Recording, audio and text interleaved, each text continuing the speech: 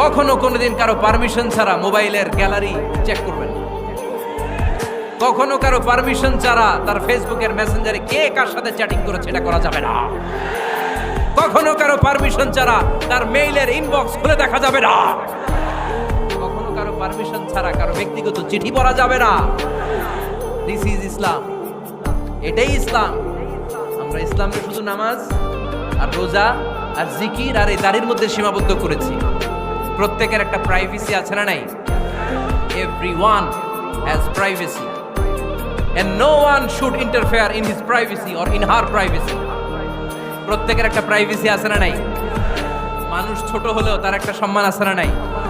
এজন্য ছোট্ট বাচ্চাদেরকে কখনো প্যান্ট খুলতে বলবেন না। অনেকে বলে আরে ছোট মানুষ খোল খোল, আরে তুই খোল, এই খোল খোল খোল তো, আছে না নাই? ওরও প্রেস্টিজ আছে, ওরও সম্মান আছে। খবরদার, everyone has a personal space and no one should interfere someone's personal space.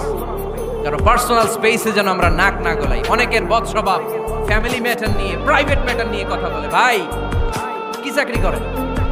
সরকারি না বেসরকারি? সরকারি। বেতন কত? ওনার বেতন কত? এটা দিয়ে আপনার কি লাভ? ঠিক কি না? মানুষ একটা দেখলে ভাই বয়স কত, ভাই বেতন কত, ফার্স্ট ইমপ্রেশনে, ফার্স্ট যখন আপনি কারোর সাথে দেখা করবেন বেতন কত, বয়স কত, এগুলো জিজ্ঞেস করা যাবে?